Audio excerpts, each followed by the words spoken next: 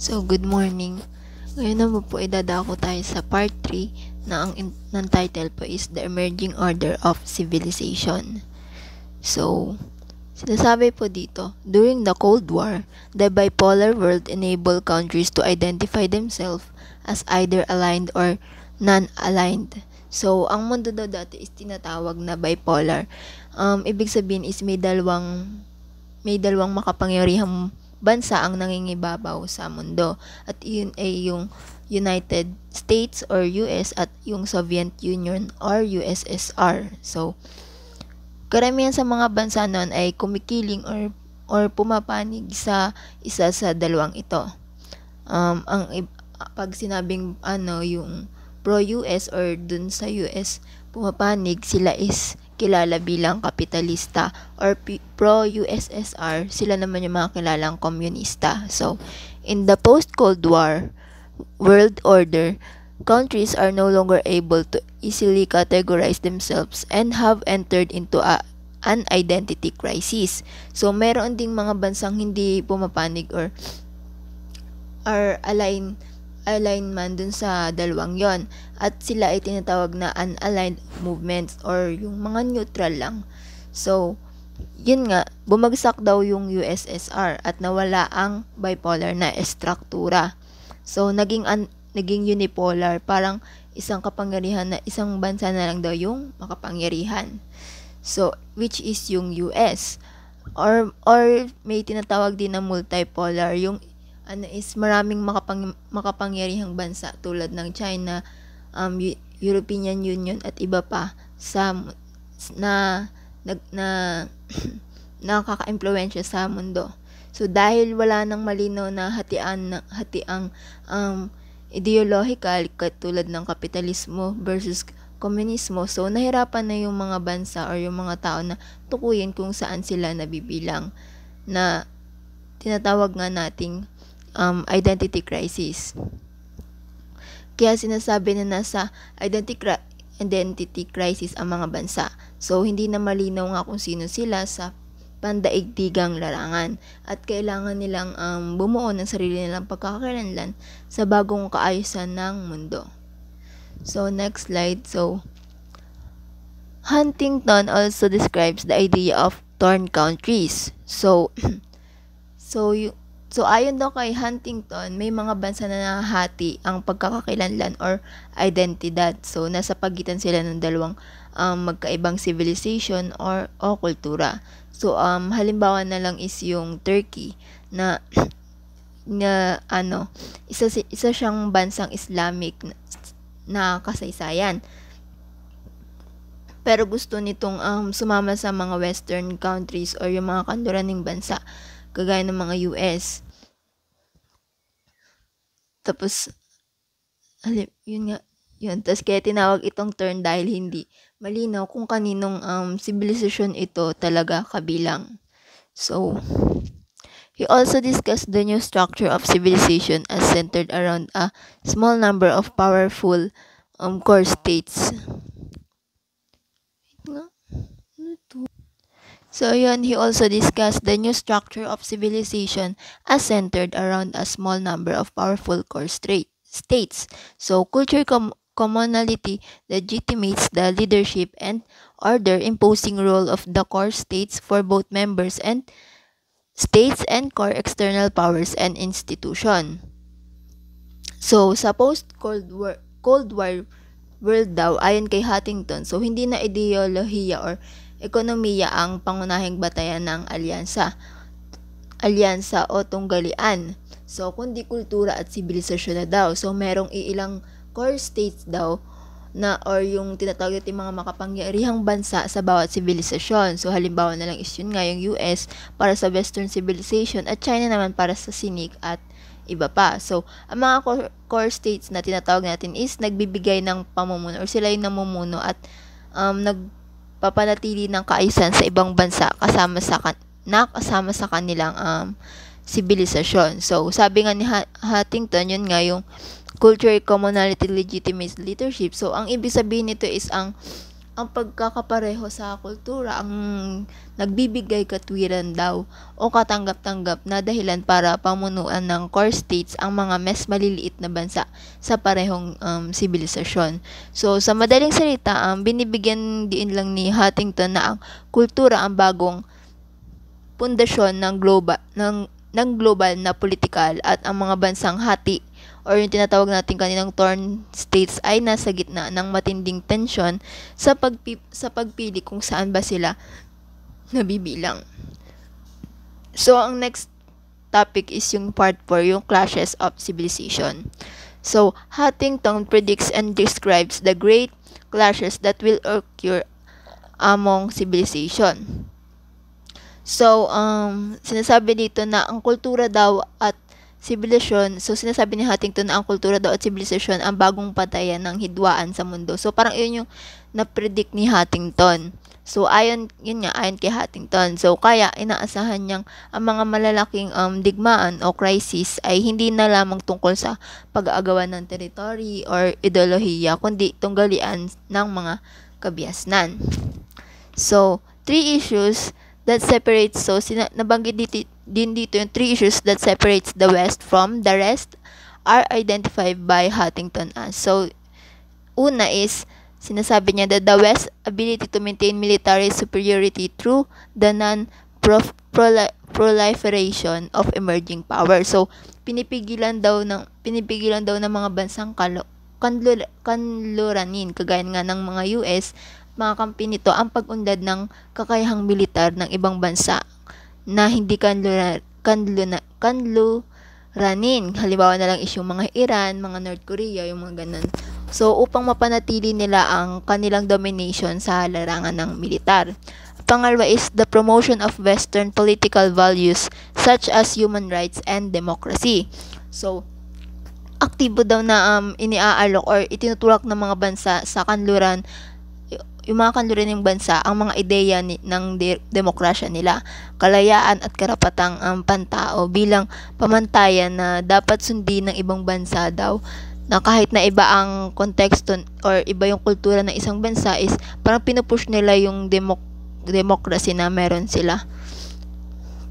So na ang huli is yung the restriction of non-Western immigrants and refuge into Western society. So, maraming bansa sa kanluranin ang nagpapatupad ng mas mahigpit na patakaran sa imigrasyon, lalo na laban sa mga mula sa Muslim majority or developing countries. So, bilang protection, di umano sa kanilang kultura, seguridad at pambansang pagkakakinlanlan. So, next slide. So, the global politics of civilization. So, Islam and the West to be a small fault line war. So, American and China having the potential to be an intercivilizational war of core states. So, ayon kay Huntington, ang laban daw sa pagitan ng mga bansang Islamiko at kanluranin halimbawa na lang is terorismo, mga giyera sa gitnang silangan, ay hindi pandaigdigan sa lawa, kundi nakasentro ito sa mga relihiyong may direktang banggaan ng kultura, lalo na sa mga border or hangganan kung saan nagkakasalubong ang dalawang sibilisasyon. So, sa pananaw ni Huntington, ang US, so bilang core state ng Western civilization, at ang China bilang core state naman ng Sinic civilization, ay posibleng magbanggaan sa malawak at sentral na antas. So, hindi lang ito simpleng political, so kundi salpukan ng banggaan ng dalawang magkakaibang civilization na may magkaibang pananaw sa pamamahala, sa kultura at pandaigdigang kaayusan.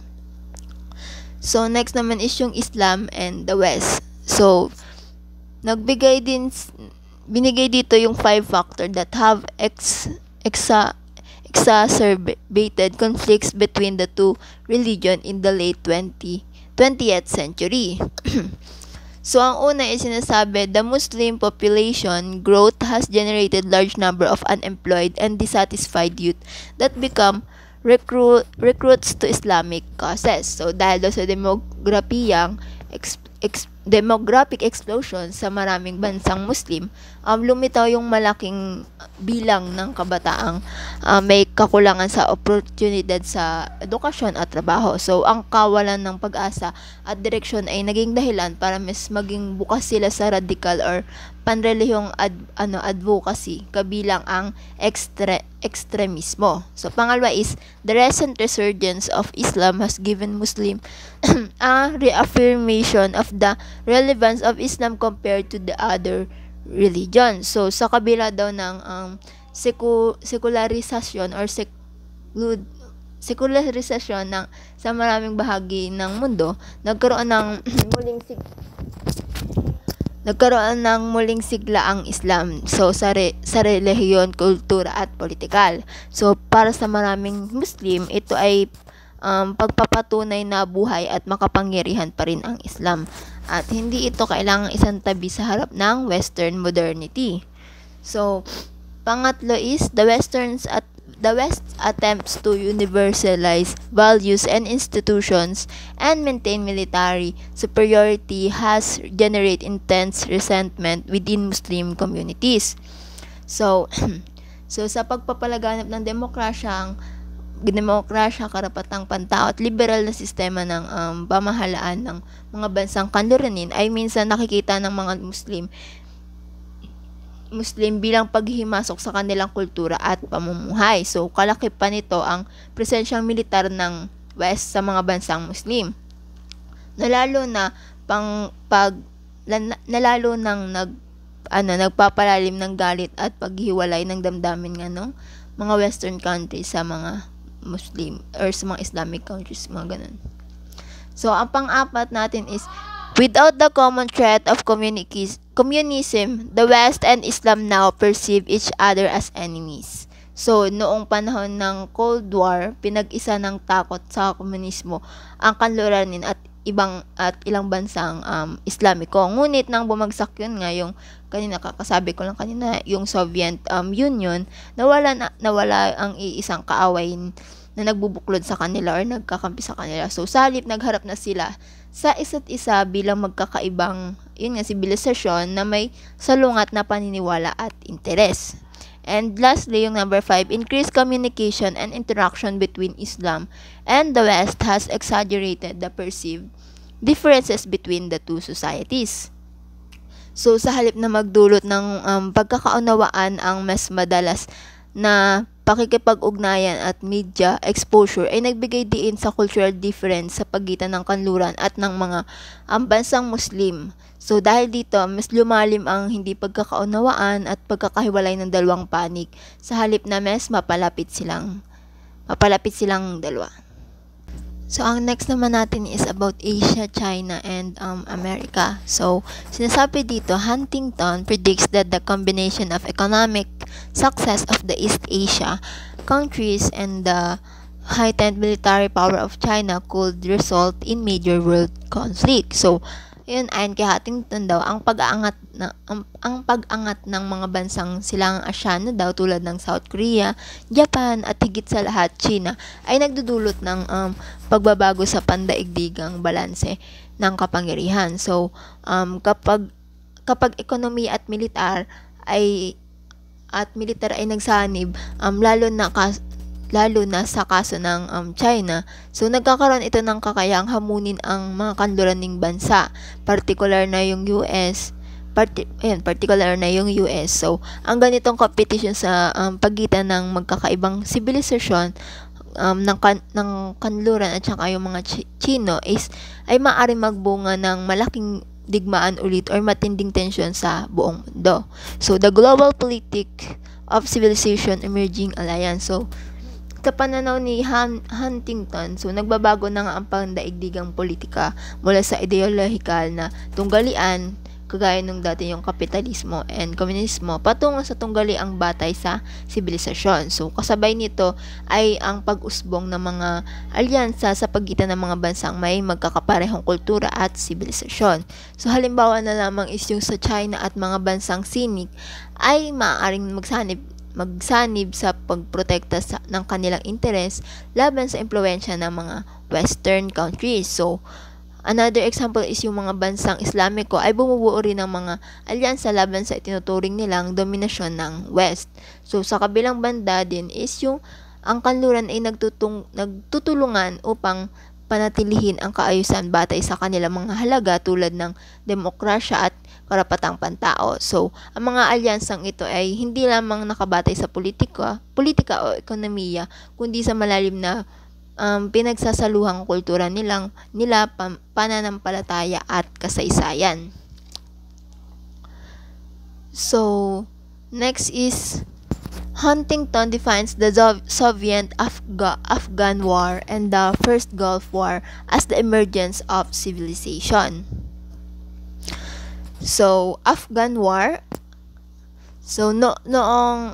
Sa pananaw daw ni Huntington, ang Soviet-Afghan War at Gulf War daw ay hindi lamang mga regional conflicts, kundi mga unang halimbawa ng digmaan ng sibilisasyon, lalo na ang pagkakabuo ng mga grupong Islamiko na nagsusulong ng panibagong anyo ng ideolohikal at kultural na digmaan laban sa kanluran at iba pang sibilisasyon. So, Afghan War as a civilization war left behind an uneasy coalition of Islamic organization intent on promoting Islam against all non-Muslim forces. So, nang matapos ang digmaan sa pagitan ng Soviet Union at ng mga mujahideen sa Afghanistan na sinusuportahan ng ilang bansang kanluranin, hindi nawala ang mga grupong lumaban.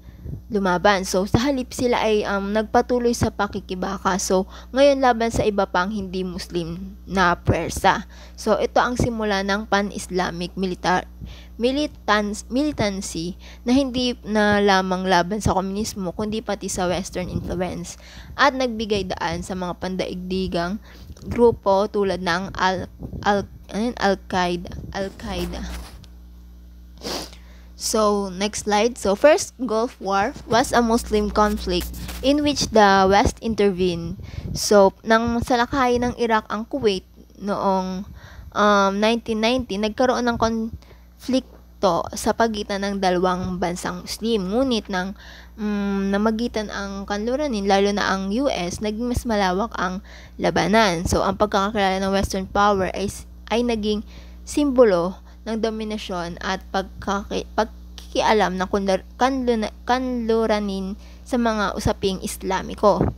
So, Islamic fundamentalist groups denounced the war as a war against Islam and its civilization by an alliance of crusaders and Zionists and proclaimed their backing of Iraq in the face of military and economic aggression against its people.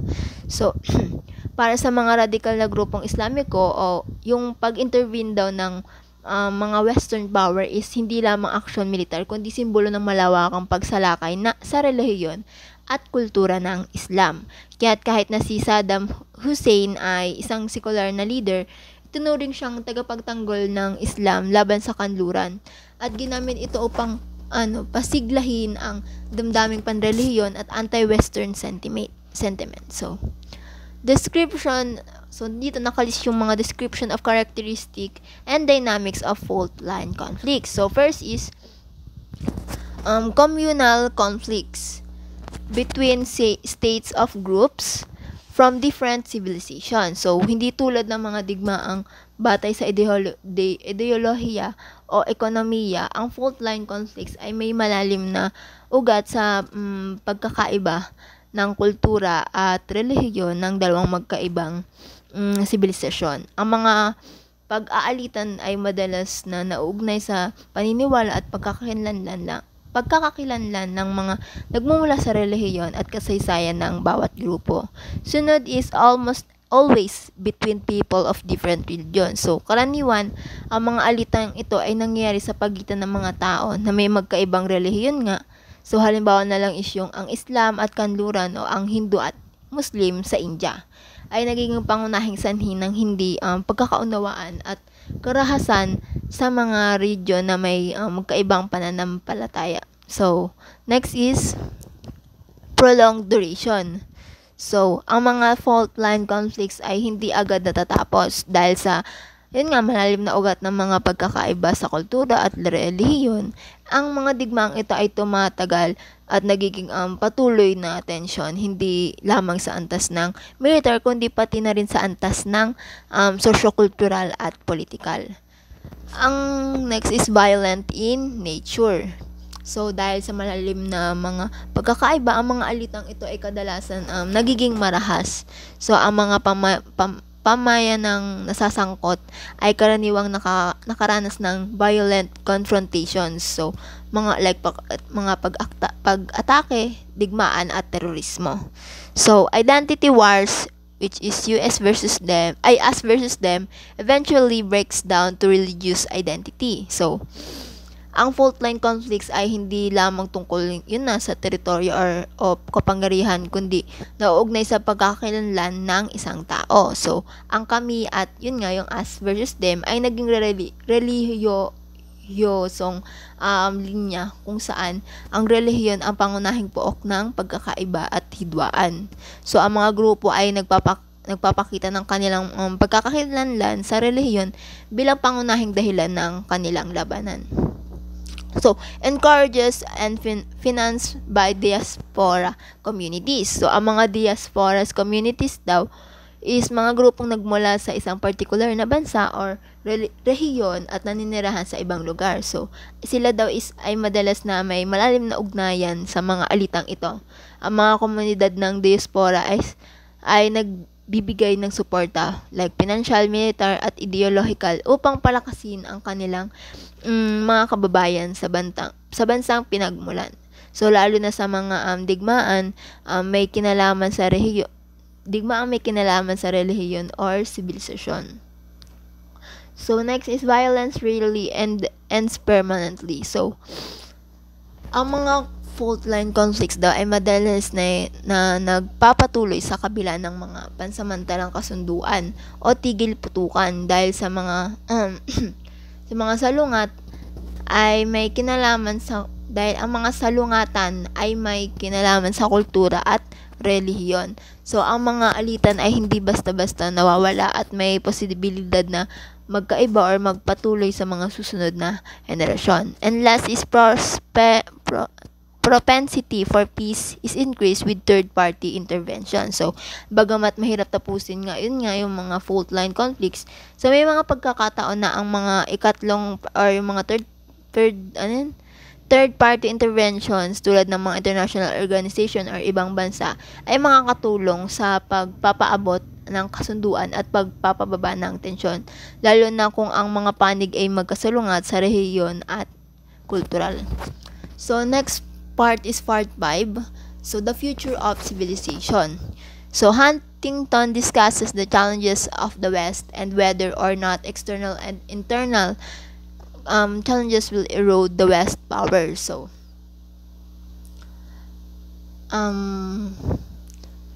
ayon kay Huntington, ang kanluranin na kinakabilangan ng US at mga bansang may Western values ay naharap sa mga malalaking hamon mula sa loob at labas ng kanilang bansa. So, ang mga panlabas na hamon ay mula sa mga lumalakas na sibilisasyon tulad ng China at Islam, habang ang mga panloob na hamon naman ay nagmumula sa pagkakawatak-watak ng mga lipunang dulot ng mga isyong kultural at ideolohikal. So,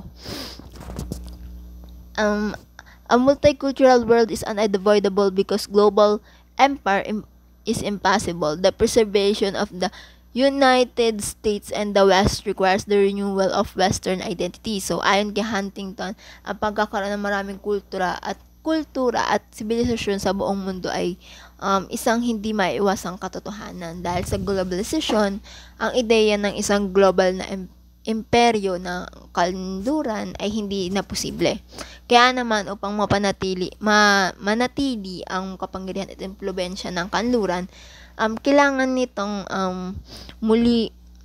mulihin ang sariling pagkakakilanlan at mga pangunahing halaga ng Western civilization tulad ng demokrasya, kalayaan, at karapatang pantao. So, the greatest threat to world peace and an international order. So, para kay Huntington, ang pinakamalaking banta sa kapayapaan at kaayusan ng mundo ay hindi lamang ang mga militar na alitan, kundi ang pagkakaroon ng mga hidwaan sa pagitan ng mga sibilisasyon, lalo na ang kanluraning kanlurang sibilisasyon at ang ibang lumalakas na sibilisasyong tulad ng Islam at China. So, ang pagkabangga ng mga sibilisasyon ay posibleng magdulot ng mga malalaking kaguluhan sa buong mundo. So, yun na naman po. Thank you.